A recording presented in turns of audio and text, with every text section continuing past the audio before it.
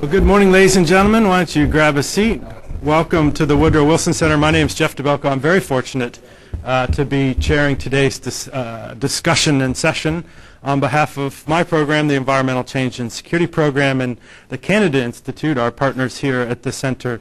We're very pleased to be facilitating a discussion that we've entitled the International Watersheds Initiative, Implementing a New Paradigm for Transboundary Basins, which, not surprisingly, is the title of a publication that we're going to hear a lot about today, one that the International Joint Commission has put forward, I think, in the way that we have looked to IJC for both scientific, strong scientific background and very sophisticated diplomatic contributions. And I think in some ways in the very biographies of our two speakers, that's reflected in the work of the IJC in this long-term collaboration between Canada and the United States to look at water issues between our two countries. So it's a great pleasure to have this discussion today and hear how the IJC's work has evolved, just as our notion of how we deal with transboundary waters has evolved, and I think they're in a leadership role. And so we were keen to hear their insights from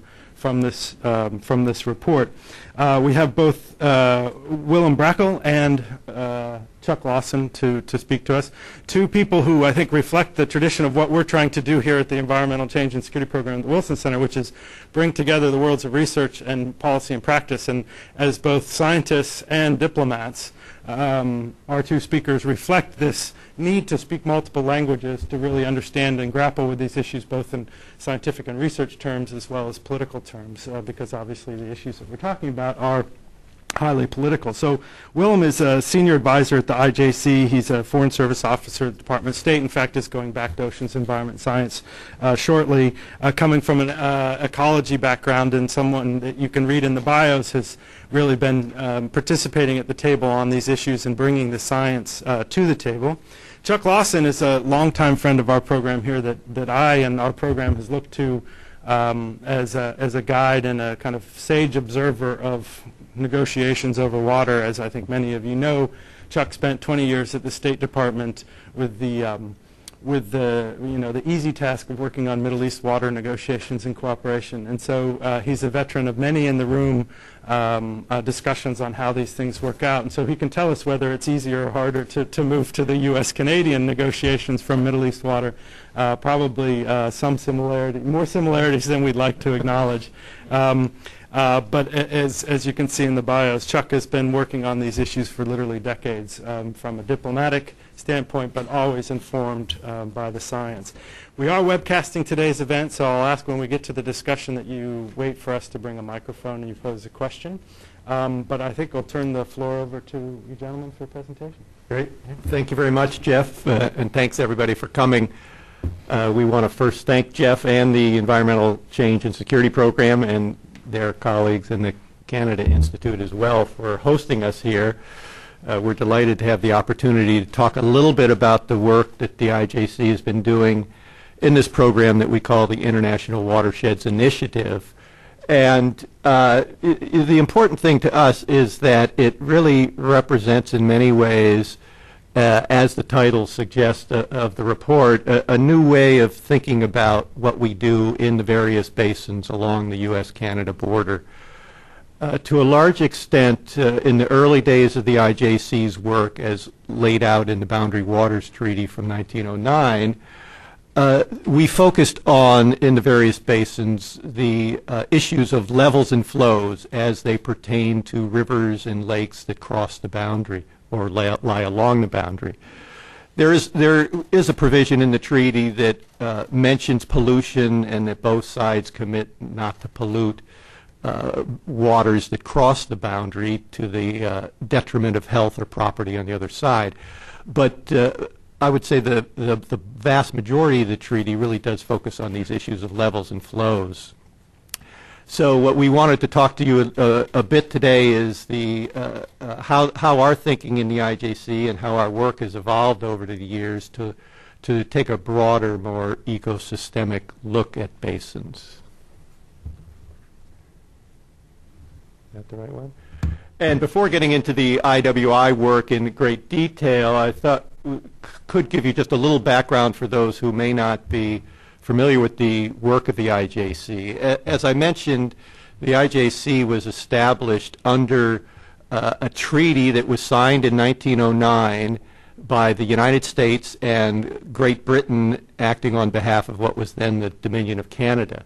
And this treaty really, I think most people recognize that it was well ahead of its time in terms of laying out in a formal way how two countries would work together on transboundary water issues. Many people describe it as the first environmental treaty or agreement of an international nature. Some argue that there are other earlier treaties. To me, what the important component there is that really, if it wasn't the first, it was certainly one of the earliest, and I believe it's the longest standing continuously operating treaty. The treaty, one way that the governments of the U.S. and Great Britain on behalf of Canada decided they wanted to work together was, in addition to the governments themselves working together, that the treaty establishes the International Joint Commission as an independent organization that is designed to help the governments and help the countries monitor and implement various aspects of the treaty. So if you read through it, the treaty gives the IJC some fairly specific obligations and responsibilities and tasks to do. And the IJC has been carrying out those tasks over the last 100 years or so. This slide shows a photo of Secretary of State Hillary Clinton and Canadian Foreign Minister Lawrence Cannon, who were together with our commissioners and several hundred other people in Niagara Falls in June of this year to celebrate our 100th anniversary of the Boundary Waters Treaty. The celebration itself was held on the border in the middle of the Rainbow Bridge in the middle of Niagara Falls, in the Niagara River. It was quite an event, and there both Secretary Clinton and Foreign Minister Cannon recognized the work that the IJC has done and the results of the Boundary Water Treaty in terms of what it has done to strengthen and maintain the unique relationship that the United States and Canada have. And it was clear from all the presentations at the celebration that, in fact, the treaty itself and the IJC are two things that are going to continue into the future, at least probably for another 100 years. One of the speaker's points was that the water has been shared between U.S. and Canada for, of course, more than 100 years, but certainly in the last 100 years in a more formal way, and the sharing of that water is going to continue into the future indefinitely. So there will certainly be a need for the treaty and a need for the IJC into the future. Can I have the next slide? Oh, sorry. I forgot I had that thing. So many people know, and it's a kind of a common theme, that the U.S.-Canada border is the longest undefended border in the world, and in fact it is quite large. This is another view of the border, and you can see outlined in different colors various basins along the border, in most of which the IJC has some role or another. Just to point out, and Willem will talk about this later, is this map is actually a digital representation of much of North America, and was put together by our GIS specialist, Mike Latta, who's sitting over here. One of the main efforts that we've done, and it's in conjunction with the IWI, is to work with both countries to try to put together a comprehensive GIS-based map of the border, which is no small task. Mike's been working on it several years now at least, and that work will continue into the future. And this map represents one of the representations of the border in this GIS system that we have. Hold on one second.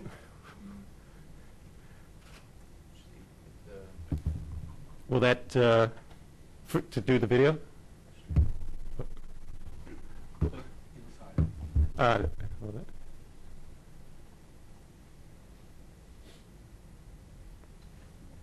Not working? Was it working before?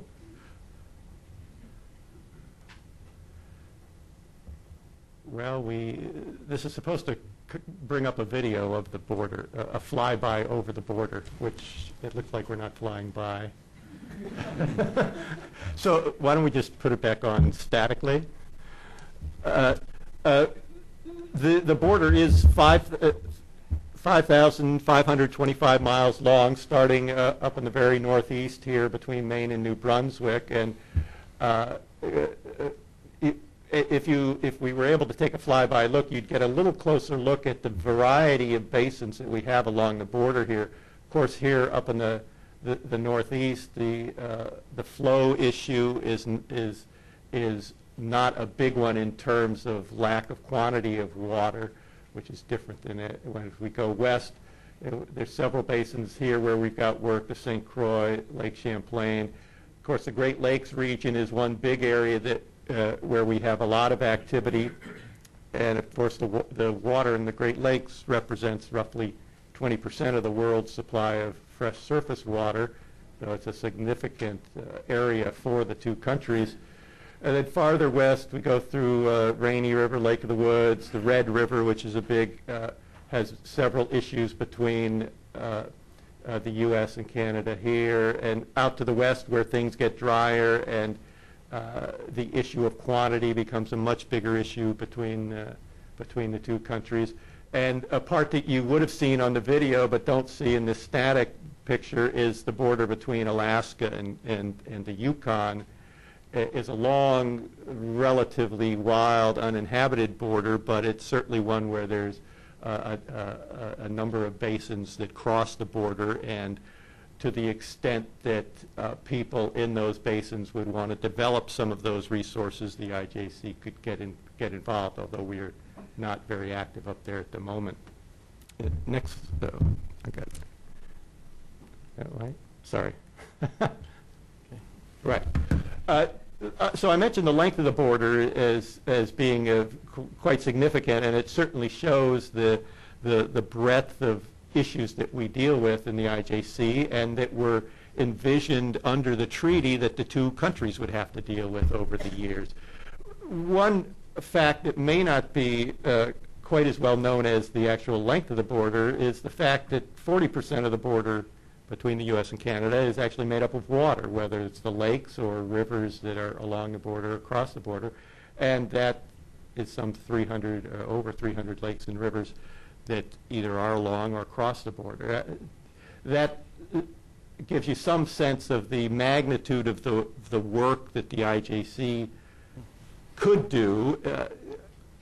Up front, I'll just say that we are not working in every basin, and we could work in some basins where we're not working if the conditions were right, and we can talk about that later. It's not particularly relevant to our report, but in terms of the International Watershed Initiative itself, that sentence down at the bottom of this slide, I'll just read it for the benefit of the webcast folks. Water resources and environmental problems can be anticipated, prevented, and resolved at the local level before developing into international issues. And this was one of the fundamental rationales that the IJC in developing this initiative thought was important to focus on for the initiative. And certainly in my work in the Middle East and other parts of the world, I think people recognize that if you can look at issues and anticipate issues before they become problems and get folks in the basin where these issues reside, get folks working on these issues to try to come to an understanding on how they will cooperate on these issues, you can often head off a problem that if, in fact, nobody worked on it would just fester and increase in size and become a bigger problem in the future.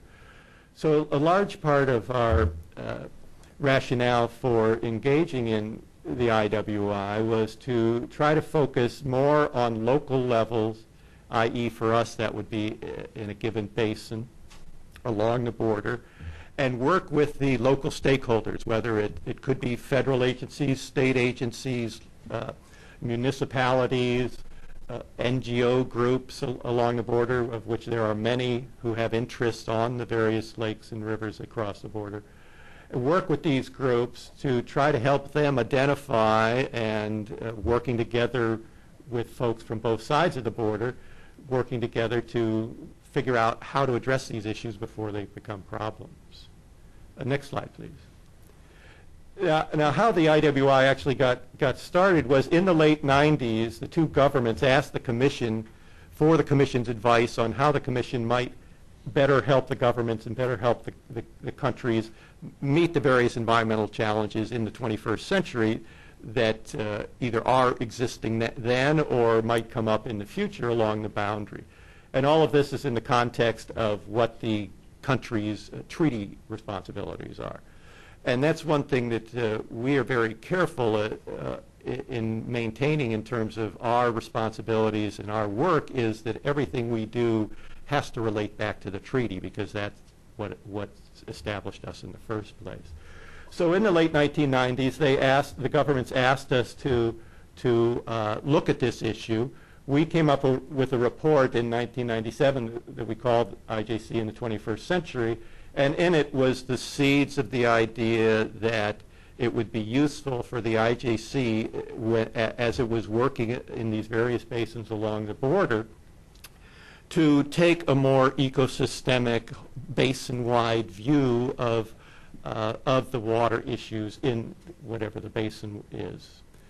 Since 1997, we've further developed this idea and put out a couple of reports. One, our first report, follow-up report to the governments, where we actually identified watersheds, Transboundary Watershed Initiative, was put out in 2000. A second report was put out in 2005. And go to the next slide.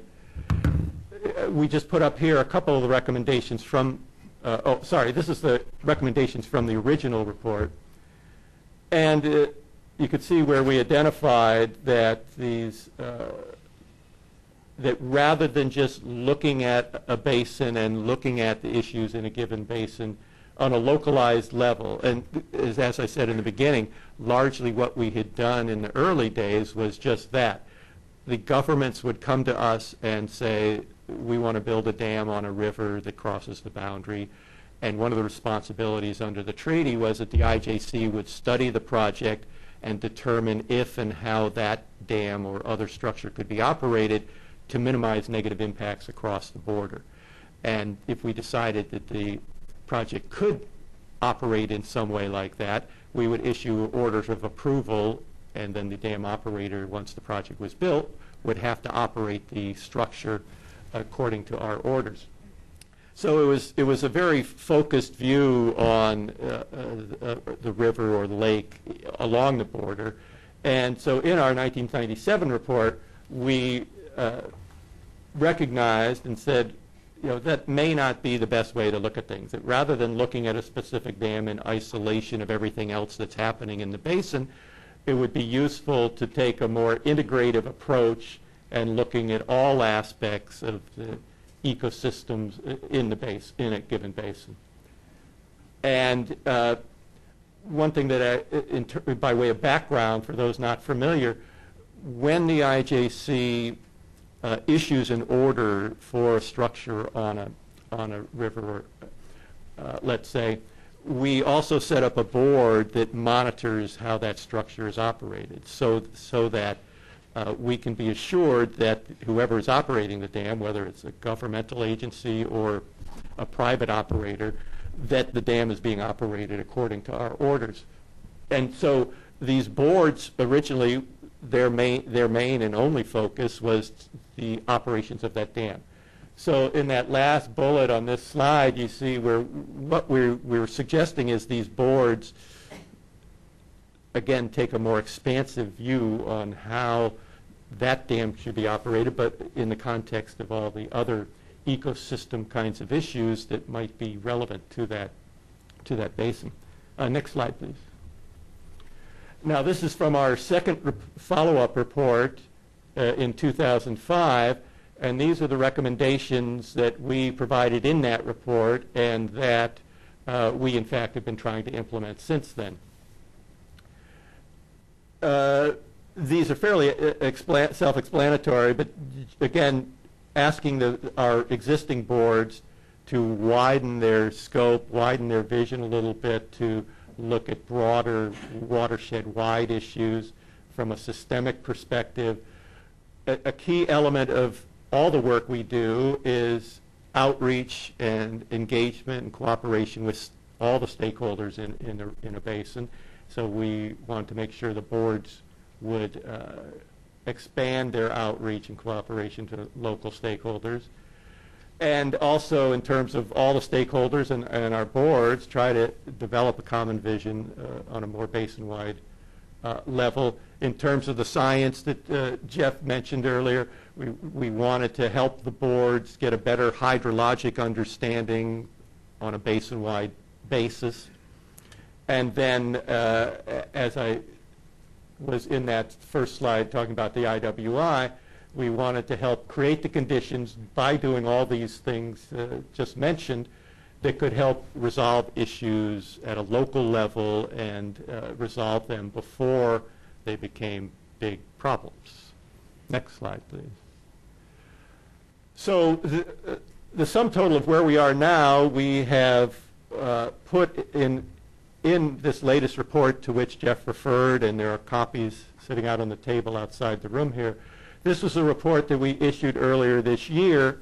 This is our third report to governments about the International Watersheds Initiative.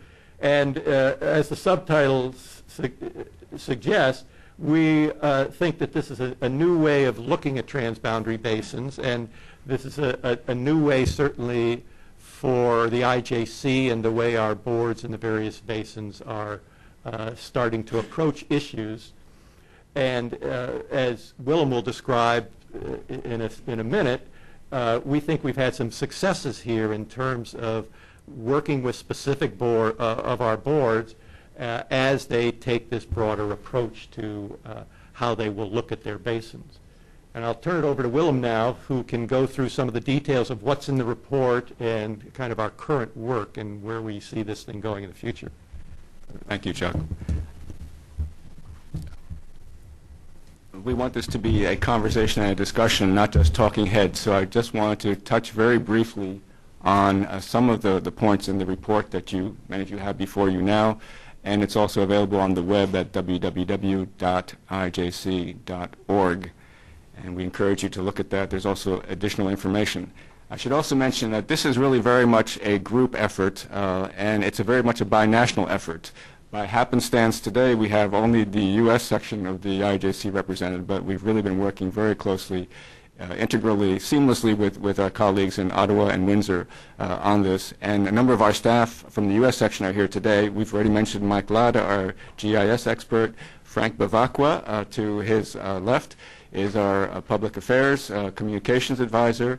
Susan Daniel, to his left, is our new legal advisor. And we have a new arrival at IJC, Bob Reynolds, who will be joining us as a senior advisor later or early next month. And so without further ado, let me just quickly show you some of the highlights of our report.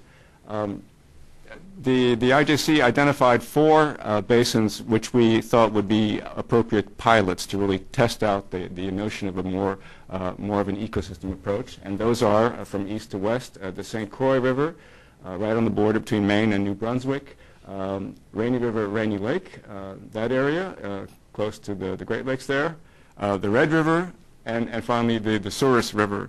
And what I want to do very briefly is just to highlight some of what's been done by our boards in those 4 areas. And this is a bit cryptic, but this is just our notes for me, really. Just to mention that the St. Croix board has been very active in a number of ways. They have been pioneering some of the geospatial data integration and harmonization that Chuck has already referred to. They have been doing some hydraulic modeling to better understand the dynamics of water flow in the basin. They have been pioneered a State of the Watershed report, which brings together baseline information about the ecology, environment, economics of the area, which is now a reference and resource for people throughout the basin. They've been active in the issue of fish ladders and natural migration of the alewife, a river herring, and we can talk more about that in the Q&A session if you want to hear about that. And they've also gotten local governments to exchange information about combined sewer overflows and how better to coordinate and cooperate on that issue in the lower part of the river. The Red River Basin has been another area with a lot of activity. You may recall, some of you, there was a major flood in 1997, and the IJC was asked to help identify solutions to deal with those problems, producing a report known as Living with the Red. And there were a number of recommendations in there to try to facilitate and to encourage a more cooperative, collaborative approach to mitigation, prevention, emergency preparedness. And we've recently commissioned a study to look at the follow-up to that, and the results have been overwhelmingly positive that many of the recommendations have in fact been carried out. Many of you may know there was a flooding event this year, this spring as well, and we are told that one reason that the damage was not as serious as it might have been was because there had been these efforts undertaken, prompted in part at least by the work of our Red River Board and their recommendations. Devil's Lake is an issue well known to many of you who follow U.S.-Canadian water issues. It's a complicated one. I think I may leave it to the Q&A part, but just to let you know that the IJC does have a role in this issue as well, trying to help provide the science to better understand the possible implications of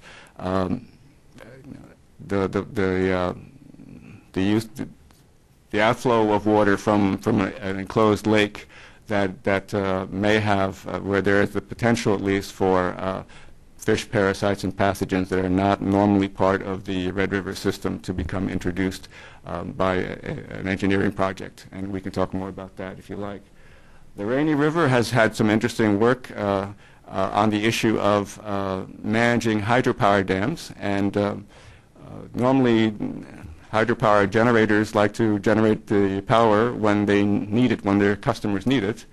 That kind of peaking and ponding of the flow is not necessarily ideal for the organisms living in that river system, and particularly during the spawning season of the sturgeon and so on, that could be an issue. And our boards there have been working with stakeholders, the hydropower utility, to actually work out a mechanism to really optimize the flows during that critical time in the life cycle of the sturgeon. The Souris River has also been active. Just in the interest of time, I'll just move on to some other points. I think Chuck has already mentioned this, but I just wanted to indicate also, although we have identified 4 pilot areas, the Commission is very mindful that there are other areas along the border where there are opportunities to employ similar kinds of approaches with modifications. We recognize that not one size fits all, but we do see various opportunities, and in fact the IJC is already involved in a number of these areas in one way or another.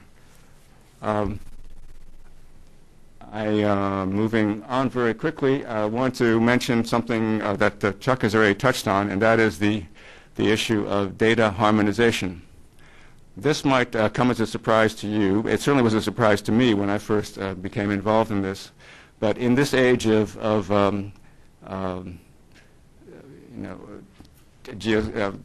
global positioning systems and Google and so on, you might think that our maps at the border would more or less be seamless, and you could easily go from one country to the other.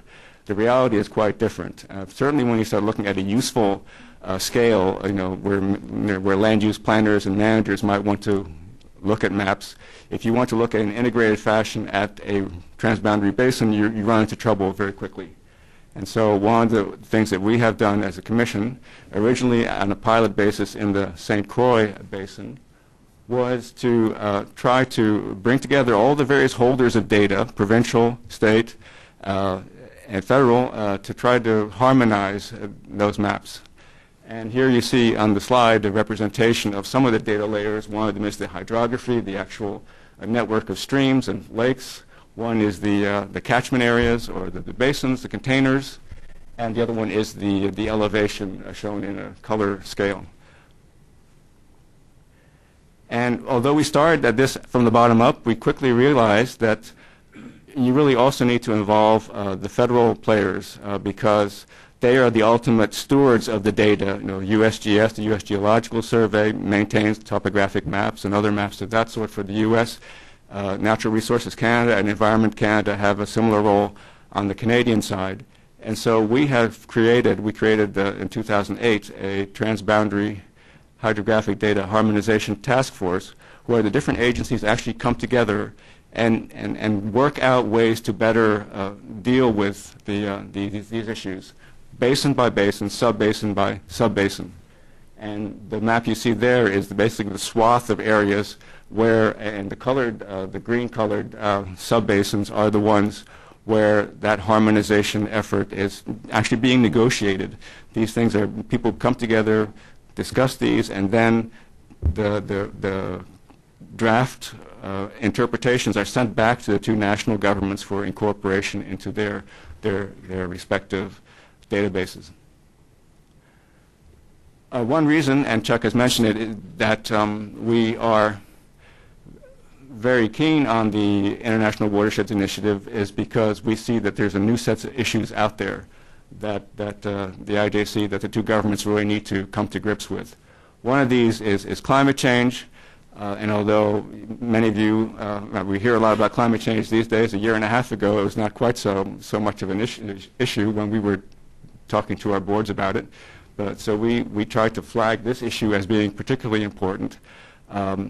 There is the presumption in classical hydrology and that things are always the same, this assumption of stationarity. And so when you devise rule curves for operation of dams, you assume that you can just extrapolate out from the past. And what we know now, of course, is that there is unequivocal evidence of a human factor in climate. And so the IJC is trying to encourage a more careful look at those issues. Likewise, on the health side, there are emerging chemicals, endocrine disruptors, nanomaterials. There are familiar but continuing issues with toxic pollution. We still have issues of non-point sources, phosphorus loadings from agriculture, and so on. All these really argue for a more integrated approach to our transboundary basins. The way we've actually worked this is that the two governments over about a space of 10 years have committed about $2 million each for various projects that are devised and proposed by our boards in the various regions. And just to give you an example of the kinds of activities we're talking about, I just show you this slide to indicate there are different collaborators, there are projects of different sizes. Some of them are quite modest, others are more expansive in scale. And this is a list of some recently funded U.S. projects, and this is a parallel list from the Canadian, using Canadian funds. And you can see then there's a range of things from water quality issues, flooding issues, public outreach kinds of issues, and this has helped us move this forward. Although this was a bottom-up kind of exercise, the IJC also recognizes that you need to have some sort of strategic vision and where this is going. So we've also been trying to look at this in a more holistic way. And so certainly we look at the geographic distribution of projects, project funds, to make sure that we do in fact cover a variety of areas. You will recognize, because this is a bit older, this slide, that and the St. Croix was our first watershed board. There's a disproportionate emphasis on there and the pie chart, but that will be changing over time.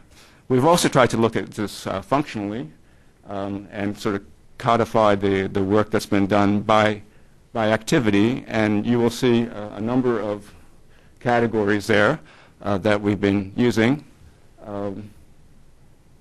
I think the most important point there is we initially did a lot of data collection, or our boards were involved in actually getting numbers about the flow and chemicals in the water.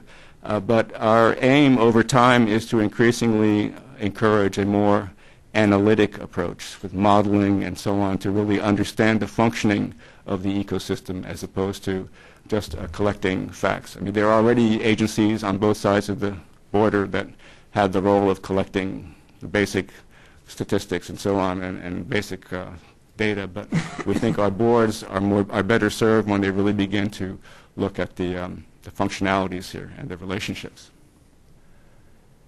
So the conclusions really from the report, and these are just some of them, there are more in the full document that you have, are basically that this approach does work. It makes sense. It has intuitive appeal, and I think it's already paying dividends.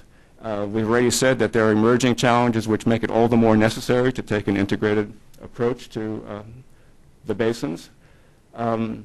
The board concept, the watershed board concept that we developed is clearly one way that's working quite well in the St. Croix and elsewhere.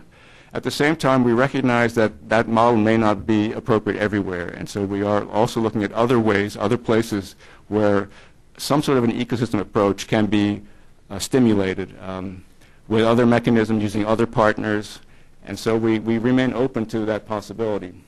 So we recognize then that each transboundary basin is different, and that local folks may have their own preferences as to how to work these issues. And we respect that, and in fact, we encourage that.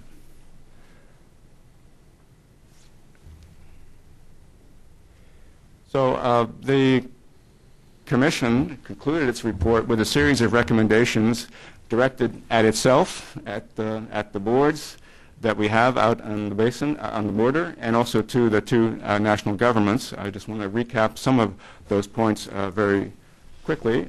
First, we are encouraging our boards to do more in the way of outreach to local stakeholders. In principle, and it's really enshrined in our rules of procedure, we do a lot of, we have public meetings at least once a year, often much more, and that certainly is part of that, but we want to encourage more of that. We also are looking for more constructive partnerships between our boards and other agencies, other entities in the basins to really take advantage of that. The emphasis is very much on the science. We think our comparative advantage, the IJC, is really to be able to provide the scientific basis for eventual decision making, and if we can do that, provide a neutral forum for information to be collected, and often the process of working together across the border to do that kind of work in and of itself generates a better understanding, a better dynamic among people, even if they do have difficult issues sometimes that they need to deal with. And we also are looking to leverage resources. The two governments have been generous in their support, but it's fairly modest. And to the extent that we can find in-kind contributions from other entities, state, provincial, local, NGOs, and so on, that's something we're looking at as well. With regard to the IJC itself, we are looking to give more support to our boards. Particularly in the past, they were working largely in isolation of each other. And over the past year and a half, we have on 3 occasions brought them all together for workshops where they actually exchange their own experiences and information about various issues. They've found that very helpful. It energizes them. It allows them to really learn from each other. And that really has helped this move forward. We also, the funding stream for the IWI has been somewhat intermittent, so our approach had to be, and necessarily was a bit ad hoc at first. But now that we do see more of an interest here, we are really committed to being more explicit and transparent and open about how projects are developed and how they're implemented. And you will see on our website that we have quite a bit of information on the International Watershed Initiative and how we're approaching these projects, and we will continue to do that. With regard to the governments, we are appreciative of the funding that Canada and the United States have provided to us. We certainly hope that at least a modest level of continued funding can continue. For some governments, on the Canadian side, it's easier to make multi-year commitments, I understand, whereas in the U.S., we always are dependent on the annual budget cycle, and so that's a bit of a difficulty in terms of long-term planning. Nevertheless, we think there's much that can be done.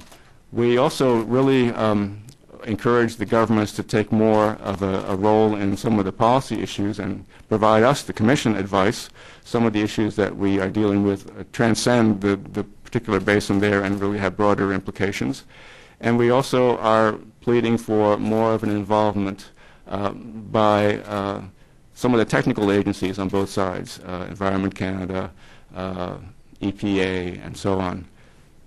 And so I leave you with this slide of the border, and if there's one thing I hope you come away from today is that the border between the U.S. and Canada is not just a straight line with a few squiggles here where there's a river or a lake, but in fact once you start looking at the border in an integrated ecosystem fashion, you're really talking about basins where there is a web of complex interactions, and if you really want to address successfully the issues of transboundary water, you need to be looking at that whole swath of territory around the border as we know it traditionally.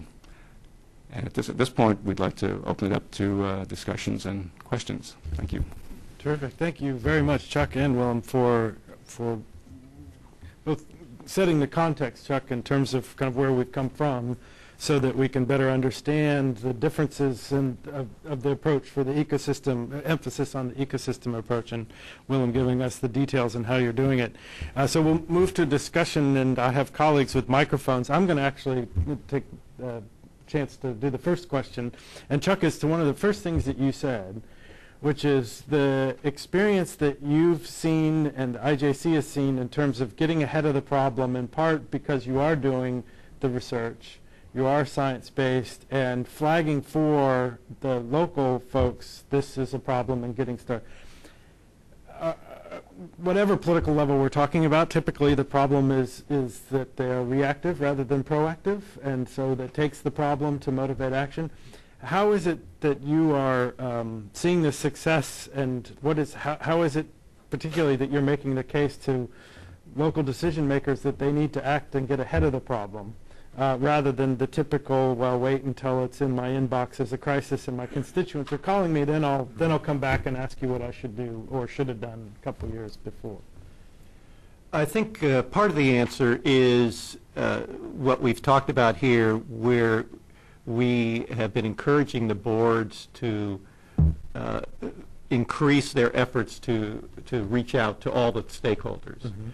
Because typically our boards are made up of a variety of different types of people, but they can be federal government from some of these technical agencies. They could be state government, local governments, and some NGO participation as well. And but I think with the more outreach that the boards can do, and we're engaged with them on this, to the various stakeholders, I think the better chance you're going to have that one or another stakeholders will be able to say, hey, here's something that we've been grappling with or that we see could be a problem, and then then we start to look at it, or the board starts to look at it to see, okay, what's the extent of the issue, and can we get some sense of where it might go if nothing happens, if nobody addresses it, et cetera. So we're trying not to rely just on one or another level of government, et cetera, because certainly I think you're correct that governments tend to react more to things after they become problems than to anticipate problems. But I think reaching out to as wide a variety of stakeholders as you can increase the chance that somebody's going to identify an issue that could become a problem, and it may, for them, on a very, very local level, already be a problem of some sort, but that you could see expanding over time if nothing's done to deal with it. True. No, that's very. But it's not an easy issue, definitely. Well, but it's a productive argument for bringing the stakeholders in early, because the inclination, of course, is to keep the numbers small and manageable and such, and then you pay the price and not having that early warning or perceived illegitimacy of the process later on. Why don't we turn to the floor? Why don't we start with Bill Mansfield? We'll bring you the mic. Thanks for the presentation. It's very good. I'm with the United Nations Environment Program, and it's quite clear that the International Joint Commission, anything that has lasted 100 years and has been successful along the way, is a very good model. And my question is, to what extent do you know that this model has been replicated anywhere? I'll tell you anecdotally, I was in the Ocean Environment and Science Bureau of the State Department at the time of the Panama Canal Treaties signing. And someone walked into the office and said, this call for a commission, an environmental commission here, and nobody knows where it came from or what was intended. And so what we did is we used the IJC model to form the U.S. Panama Canal Treaty Environmental Commission, and I think it's a successful model. So my question to you is, do you know anywhere else that the IJC model is being used by other countries? I do not know explicitly of any where in any basins or in groups of countries that share a basin where they've explicitly taken the IJC and modeled themselves after that.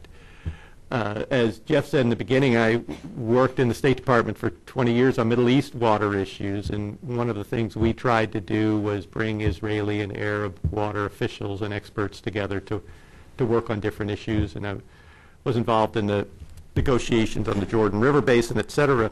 And in those cases, we also used the IJC as a model of what could be done. Now, the conditions in the Middle East have not yet ripened to the point where I think it's reasonable to expect that they would do something like an IJC, because clearly one of the prerequisites for a boundary waters treaty, which might set up an IJC, is the countries to that the signatories to that treaty have to have peaceful relations, and clearly in the Middle East that condition has not been met yet. But I think it still stands as a good model. There are other river basin commissions around the world, the Danube, the Mekong come to mind, but quite frankly I'm not as familiar with them. I don't know if those commissions have the same sorts of powers that the IJC has. For those interested, if you haven't read the Boundary Waters Treaty, it's really worth a good read, because what it does is it first off lays out the principles on how the two countries will work together on water issues, but then it does give some very specific responsibilities to the Commission, to the extent that they, and I don't think they thought of it this way, but necessarily, but the two governments did cede some power to the Commission, that because we do have some quasi-judicial power where, for instance, when we issue an order of approval, that is the way things are. The operator of whatever that structure is has to follow those orders. Excuse me. So I'm not sure any commission has taken things that far. But clearly, in the Danube, for instance, the countries that share the Danube do cooperate a lot together, the Mekong similarly. But the U.S.-Canada relationship is so unique that I'm not sure you get anything exactly like an IJC anywhere else in the world. But I think it does at least serves for food for thought for others who are grappling with transboundary issues in a given basin. And we can just work this side of the aisle, and if you can make sure the mic's on. I'm not sure. Bill was good at projecting, but I'm not sure it was the help of the microphone doing it. My name is Joe Dukert. I think it's working. I'm an independent energy analyst, so it won't surprise you that my question concerns energy. I wonder, you mentioned NRCan, you mentioned Environment Canada and EPA. I wonder if the IJC also considers the Department of Energy and NRCan, and possibly even the energy ministries of some of the Canadian provinces as stakeholders. I ask this because there is a new paradigm developing in energy policy, just as you have a new paradigm developing, and there is an energy-water nexus that goes in both directions. It's very important. It's not just fossil and nuclear power plants. It's hydrokinetic. It's wind turbines out in the Great Lakes, and so on. I wonder to what extent you in the IJC are focusing on this important informational relationship, at least, with the stakeholders in energy. That's a good question. I'll let Willem and maybe even Frank, who is a longtime IJC employee, if he's got any comments. To my knowledge, I'm not sure that Department of Energy officials are on any boards, but NRCan certainly is in some of our boards on the Canadian side. The energy issues comes up for us as it would relate to hydropower, since our focus is on water to a large extent. And clearly for a lot of these structures where we have issued orders of how they will be operated, those orders include the generation of power.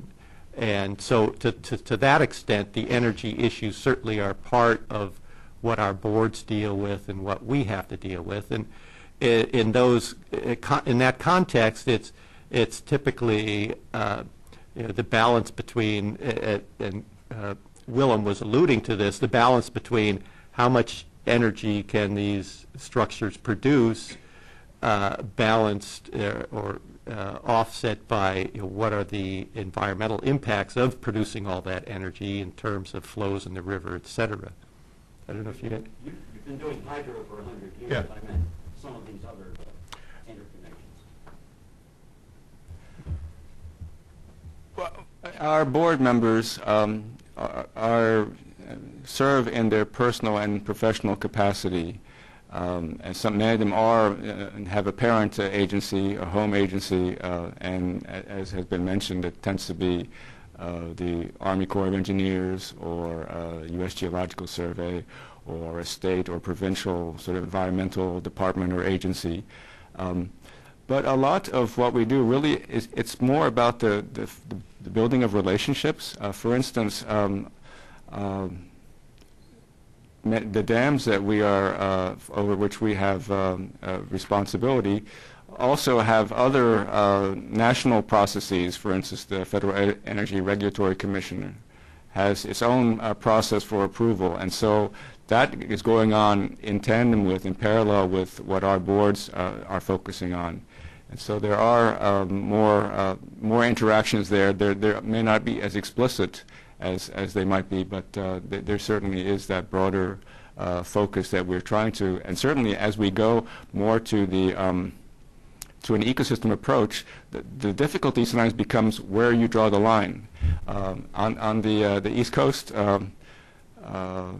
in the St. Croix Basin, for instance, there is a big issue regarding liquefied natural gas, LNG, ports. There's have been various proposals to build these structures right at the mouth of the St. Croix River. Now, our treaty really deals with boundary waters, which are for the most part fresh waters, and there's something of a question as to how far should an IJC board with a transboundary water mission extend into areas, into the estuaries. Certainly from an ecosystemic point of view, you would want to take a holistic approach and include all those areas in your purview.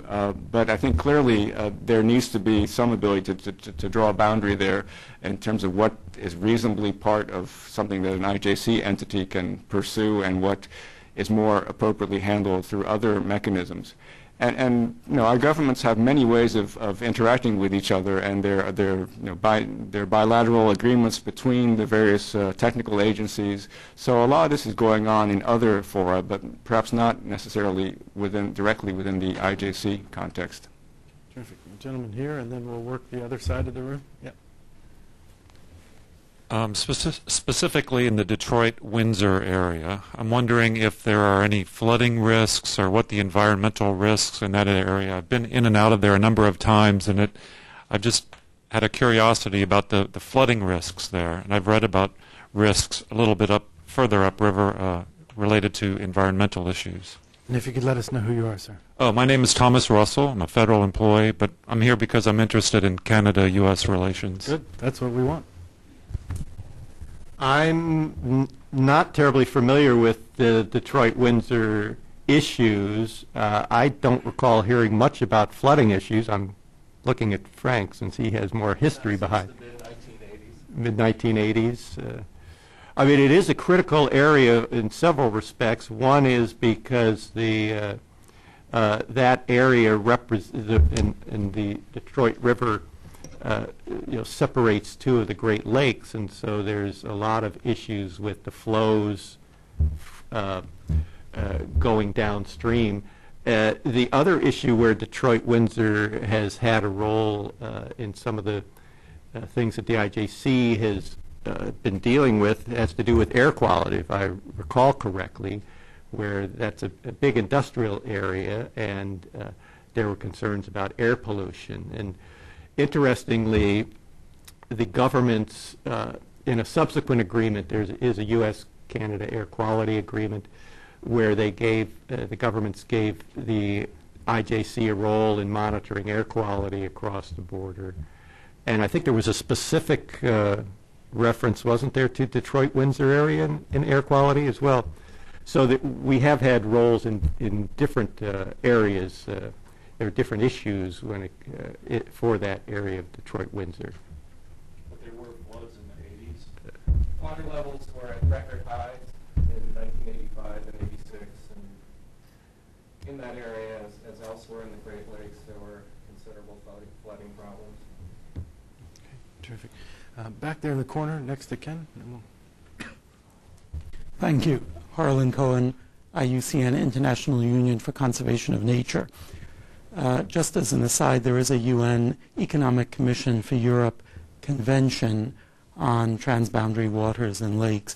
But my question was, is the IJC involved, and what are you doing with respect of ballast water management in the St. Lawrence Seaway and the Great Lakes, and have you found problems with invasive species in other water basins?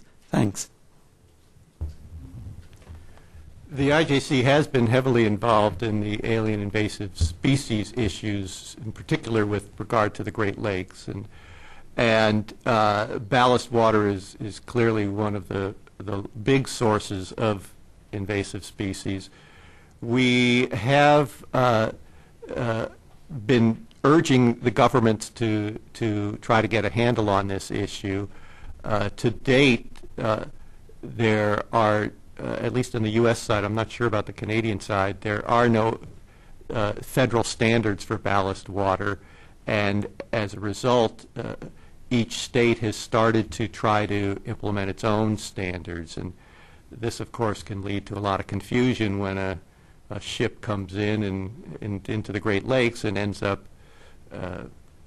touching on various states, and so we've been encouraging some rationalization or harmonization to come to some standard, but that has not yet happened, although people are still working on it. But it is a critical issue. The other issue that we've been looking at and encouraging the governments the U.S. government to try to get a handle on is there are invasive carp species that have come up the Mississippi and are now within, I believe, about 50 miles of the Great Lakes. The Asian carp is a particularly notorious one that people are concerned that if it does get into the Great Lakes, it's such a voracious competitor that it could wipe out all sorts of native species. And the Army Corps of Engineers has been trying to set up some electronic fish barriers in the Chicago Sanitary Canal, which is actually a man-made connection between the lakes and ending up connecting with the Mississippi Basin. And so there are efforts underway, but the fish keep getting closer and closer, so the problem is not yet solved. And these carp are quite impressive. You can go on YouTube and see some videos of these carps. They can get 5-6 feet long, and they jump out of the water, and there's videos of these carp jumping out of the water and knocking people over that are in fishing boats and stuff. I mean, they're pretty impressive, but the concern, I think, is very real, and they are getting closer, so the problem does need to be handled. If I could add to that, this also touches on a broader issue of what is called interbasin transfers, which is moving water from one river basin to another. And increasingly with development, water projects, waterworks, and so on, there is the potential for water to move from what that used to go to the Mississippi to end up going to Hudson's Bay or something like that. And in fact, the issue regarding Devil's Lake that I alluded to briefly earlier is in fact an example of that, where there is at least a concern that you are taking water that historically or in recent memory has not been going towards Hudson Bay, now all of a sudden is. And so you wonder what's in that water in the way of parasites, pathogens, potentially invasive species that might wreak havoc ecologically further downstream. And so in that case, as I started to say, and I can elaborate on that a little bit now, we, in fact, the IJC was asked to initiate and oversee a monitoring program where we are actually have collected fish samples all through the Red River Basin, including Devil's Lake itself, and looked at the various species of parasites, flukes, protozoans, and so on that are potentially harmful to fish. And there's some real species of concern in that area. This is probably the largest fish health study done in all of North America, and the results of that are still being processed now. The samples were collected for 3 years in a row as part of an agreement that was brokered by the White House and the Council on Environmental Quality in 2005 to help address that issue. And meanwhile, there also is an attempt to filter some of the water that's coming from that outlet. And the adequacy of that filter is something that's currently much in dispute. There's a question all the way in the back, and then we'll come up here and then move back over here. Thank you. My name is Frank Quinn, not the Frank Quinn from Michigan, who's also been on IJC boards. I'm from Ottawa. Retired, doing a bit of work with the Monk Center at the University of Toronto. Just a couple of things I wanted to raise as issues. I'm wondering whether the watershed, International Watershed issue boards or case studies now will be more successful in dealing with streams, lake systems, where both countries follow. In other words, the stream follows the border follows the stream. Nobody's upstream versus downstream. Are the upstream-downstream issues much more intractable? Because we certainly have had some difficult ones there, and particularly dealing with garrison diversion and flooding and so on the Red River. Whereas in other cases, the people locally don't see themselves as being up or down. They're experiencing much more similar issues, whichever side of the border they're on. So I'd expect that the Rainy and the St. Croix cases, they're smaller areas anyway, would be easier to deal with, and the Red case a lot more difficult to deal with, and may go on for a long time. So that was one issue, one question I wanted to raise. The other one was not just looking at what problems we have today and how worse they might get and looking for change into the future, but I wonder if you don't need a little bit of research into the past. For example, something as basic as knowing what the population is in these boundary water basins. We have a rough idea. I know we have about three Americans to one Canadian in the whole sweep of the boundary water basins, but that's a rough number.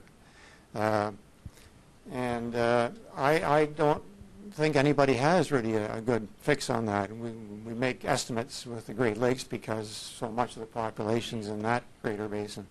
But many of the others, one could go back and look at the census data for the U.S. and for Canada with these 10-year census, but we have to try to realign them as closely as we can to basin boundaries, not state boundaries, provincial boundaries, county boundaries.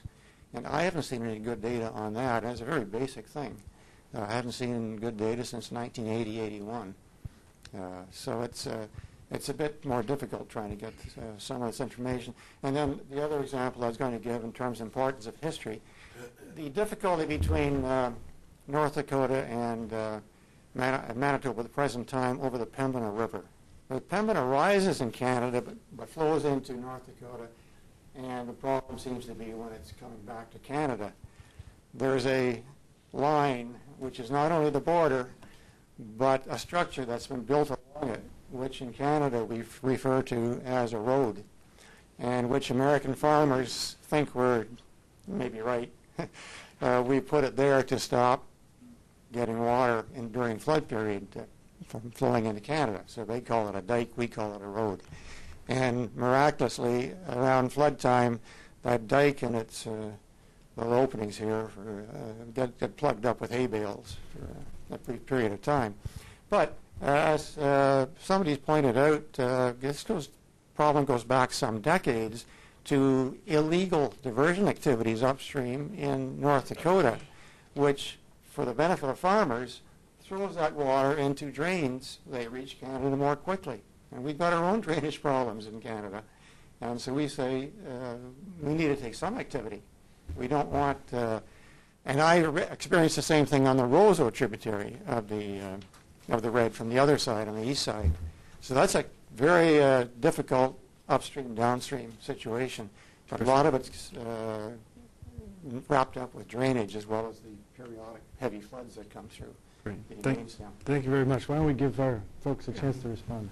Those are three very interesting comments, and I can perhaps respond a little bit to each of those. I agree that it's probably more difficult when you're dealing with a river that's crossing the border from one country into the other. It makes the relationship less symmetrical, and so it's just there are different sets of issues then. I would still argue that an integrated ecosystem approach would be the best way to try to address that kind of a question. With regard to looking at other types of data within basins, including population data, that's an extremely interesting point, and it's one we're very interested in. And it ties in very well with what we spoke about earlier with regard to data harmonization, because this is not your grandmother's IJC. We are really trying to use state-of-the-art GIS technology, where you have, you can get data layers for basins, population, economic activity. You can map sort of gauges, and so there's great potential using information technology available now. Several colleagues and I were in San Diego just last week at the annual users conference of ESRI, E-S-R-I, Environment System Research Institute, which is like the Microsoft of geospatial data. And we received a lot of expressions of interest regarding what we're trying to do with regard to harmonizing the hydrographic data at the border, which is only the first step. That's only one layer on a map that could now also include various other features, including population. Finally, regarding the Pembina River, that's a very interesting area there. I've spent some time walking around those culverts and roads and dikes at the border near Emerson and Netchie. And the IJC, our Red River Board, has in fact been very active in that very issue because it is controversial and difficult. The Red River Board created a task team, a binational task team of people from Manitoba and North Dakota, as well as the federal partners like USGS or the Corps of Engineers, to specifically look at the hydrodynamics of the lower Pembina River, where, as you know, probably the topography there is extremely flat. The Pembina River is almost like a perched river. It's almost like between, as if you were in Holland looking up at below sea level, looking at a river flowing above the landscape in places.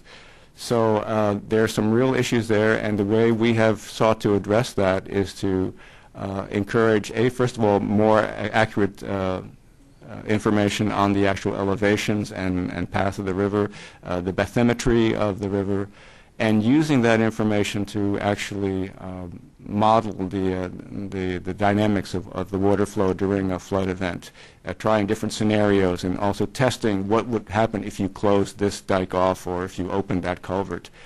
We started out using a Mike 11 model, those of you who are following those kinds of technical modeling issues, and have also starting, it's actually one of the IWI projects that we just completed part of this year, is a two-dimensional telemac model to try to describe more accurately the flow patterns, especially during flooding conditions.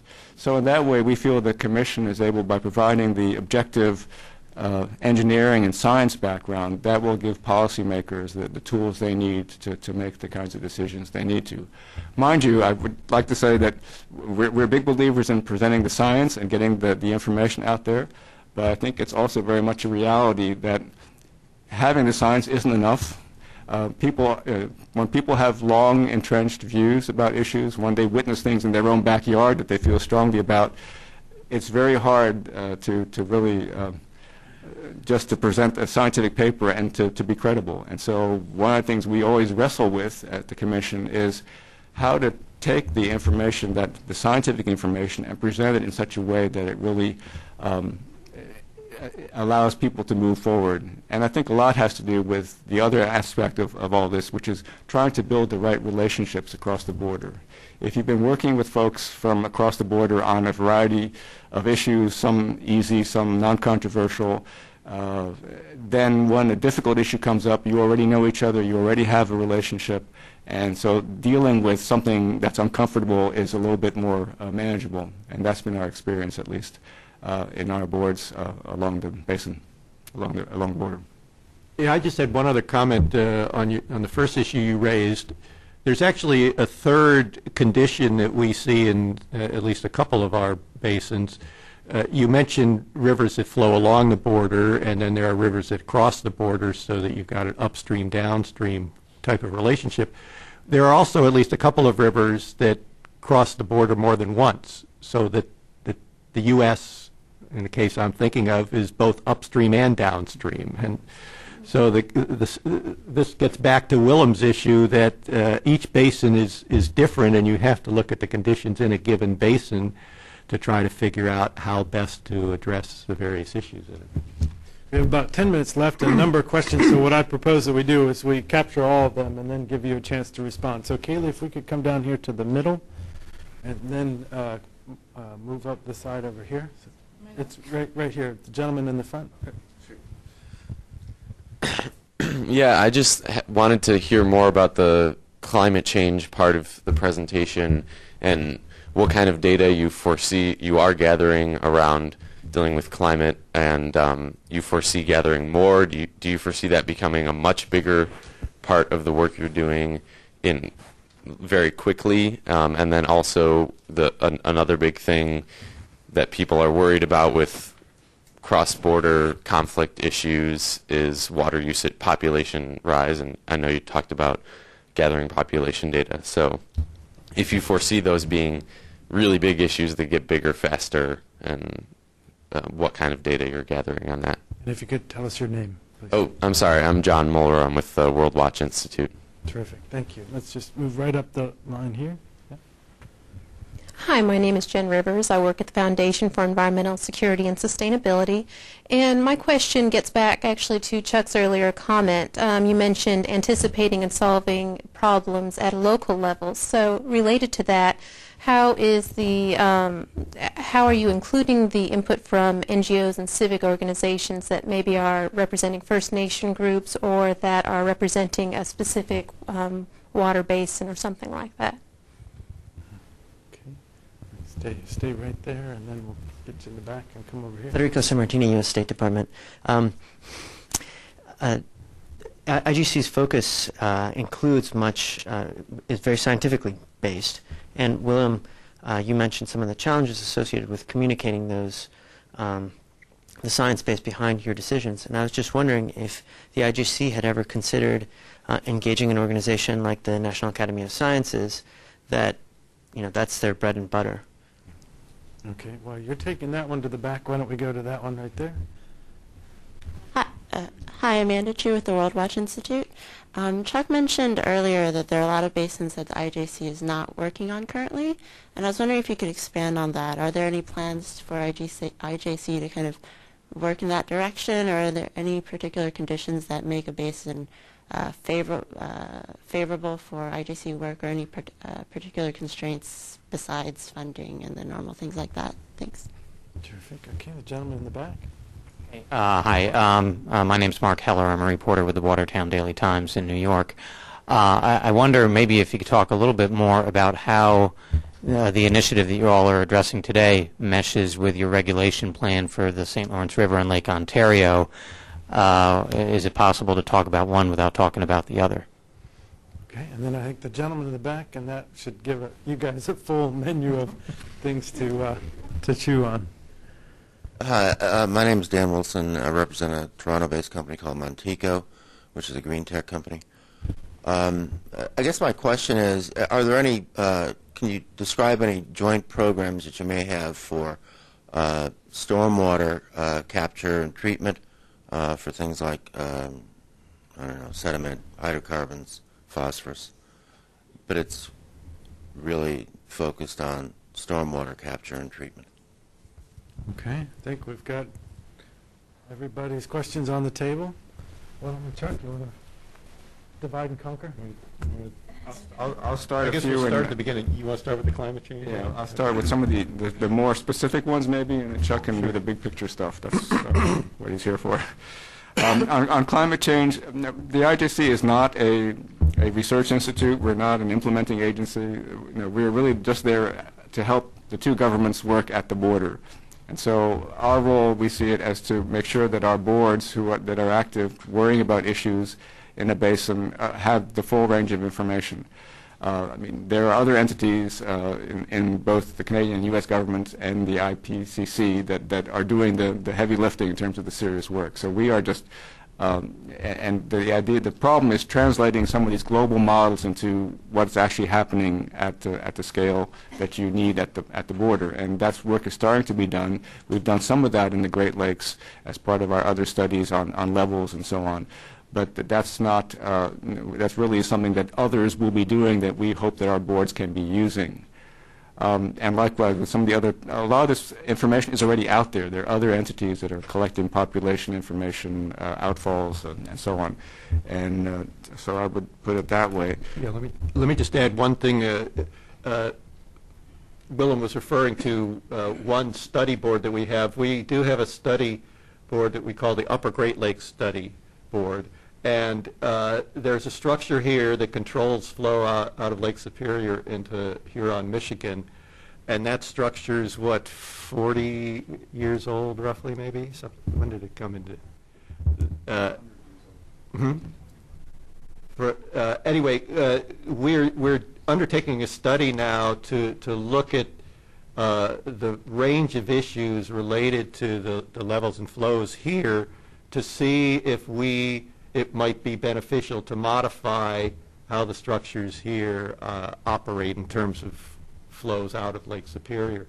And one key element of the studies being done is going to be looking at climate change and try to see if we can get a handle on, or at least make some guesstimates and predictions on what might the effects of climate change be in terms of levels and flows, and how might that affect how we would say that this structure should be operated.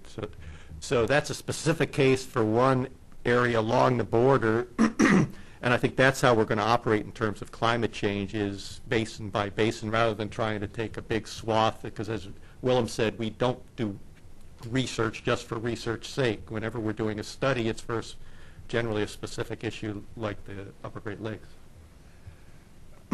Regarding NGO input, yes, we're very anxious to include the full range of stakeholders in any basin, and often there are existing organizations in these basins that have a mission that's not, or at least a set of interests not unlike those of our boards.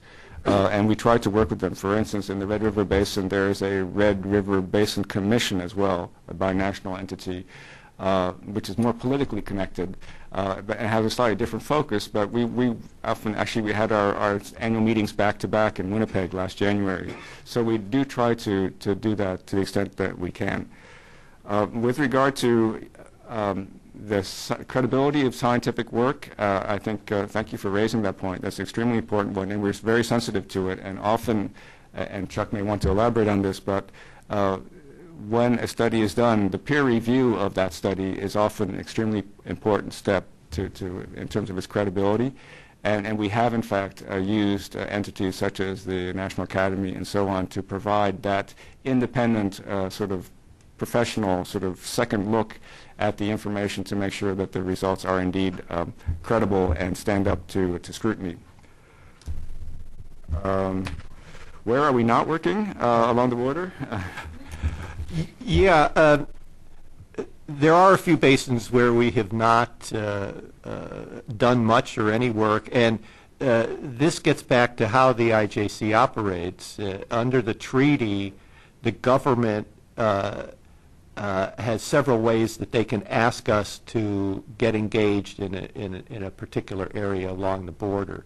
So typically, excuse me, typically our work evolves out of discussions with the federal governments on both sides of the border, and then they will request that we look at a certain issue, either because somebody wants to build a structure or just because the governments agree that a particular issue in a particular area warrants study for whatever reason. So even though we're an independent organization, we do have very close relationship with the governments and in constant discussion with them, so to kind of help determine where we are operating. So in those basins where we are not operating, it's either because the governments have not asked us to study a particular project that somebody wants to build, or the governments have not yet determined that there's a particular issue or problem in a basin that they would like us to study. And it does, the treaty does allow for the governments to use other mechanisms other than the IJC if they want to address an issue. For instance, the governments can, if they want to, do a separate agreement in a given basin or for a particular issue along the border, so that they, if they decided for some reason that they wanted to do a separate agreement, they could use that as the mechanism to address the issue in a particular area, as opposed to coming to us and asking us to take a look at it. Do either of you have an answer for our journalist friend on St. Lawrence question? Right. Yeah.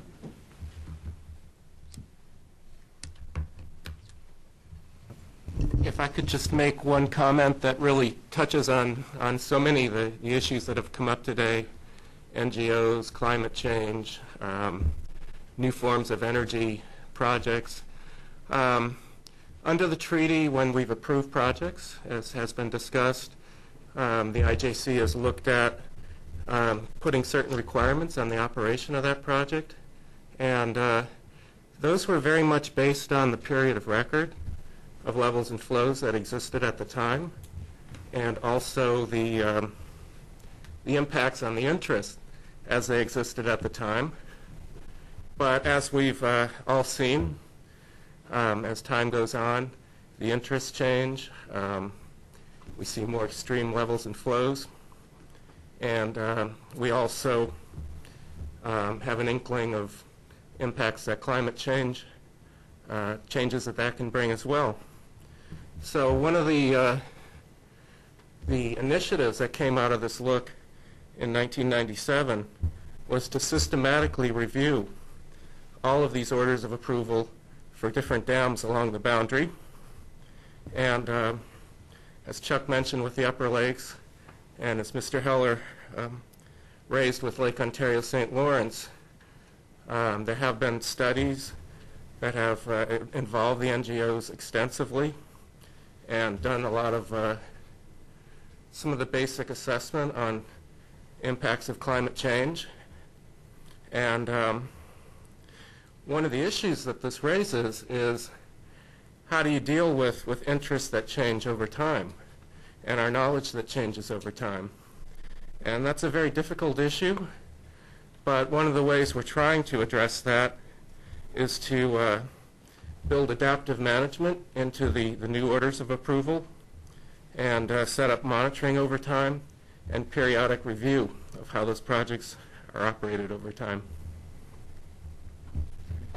Thank you, Frank. I think we've come to the end of our time, but I want to thank the two of you and really all your colleagues for the contributions you've made in giving us and writing it down in a digestible and scientific integrity with policy relevance and language that, as we were talking before we started, allows folks to speak both languages and have credibility in both. So please join me in thanking our guests for today's discussion.